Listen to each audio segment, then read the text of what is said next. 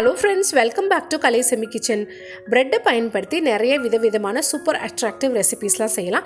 அந்த மாதிரி ரெசிபீஸ் செய்யும்போது ப்ரெட்டை வந்து நல்ல ஷேப்பாக கரெக்டாக ஒரு ரெசிபிக்காக யூஸ் பண்ணும்போது நம்ம நடுவில் உள்ள அந்த ஒயிட் பார்ட்டை தான் மோஸ்ட்லி யூஸ் பண்ணுவோம். இல்லாட்டி ஷேப்பர் யூஸ் பண்ணி கட் பண்ணி எடுத்துப்போம். சுற்றி அந்த ப்ரௌன் வந்து மிச்சமாக தான் இருக்கும். அதை பயன்படுத்தி இன்றைக்கி சூப்பராக ரெசிபி ஒன்று செய்ய போகிறோம்.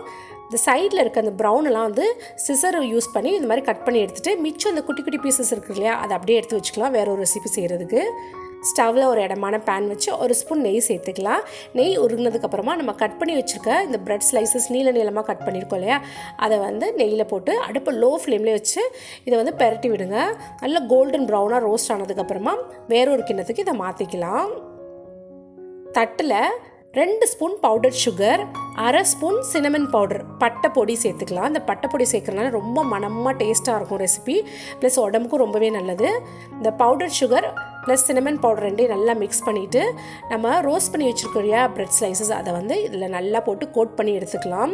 அப்படியே அவ்வளோ மனமாக சூப்பராக இருக்கும். இந்த நெய் வாசத்தில் இந்த பட்டை பொடி செய்கிறதுனால ரொம்பவே டேஸ்ட்டாக சூப்பராக இருக்கும்.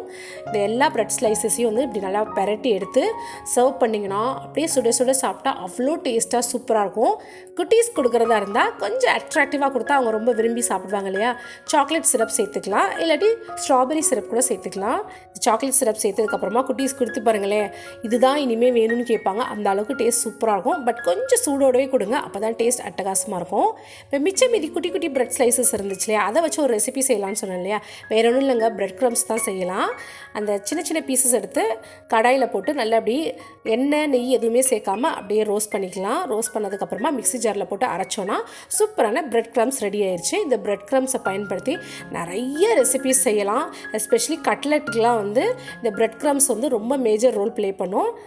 ஸோ இந்த லெஃப்ட் ஓவர் ப்ரெட் பீசஸை வச்சு 2 ரெசிபி இன்றைக்கி செஞ்சாச்சு. நீங்களும் ட்ரை பண்ணி பாருங்கள், ரொம்பவே நல்லாயிருக்கும். இந்த வீடியோ பிடிச்சிருந்ததுன்னா லைக் பண்ணுங்கள், ஷேர் பண்ணுங்கள், மறக்காமல் நம்ம சேனலை சப்ஸ்கிரைப் பண்ணி கூடவே பக்கத்தில் இருக்க பெல் ஐக்கானை கிளிக் பண்ணிங்கன்னா நான் போடுற வீடியோஸ்லாம் உடனுக்குடன் உங்களுக்கு நோட்டிஃபிகேஷனில் வரும். தேங்க்ஸ் ஃபார் வாட்சிங்.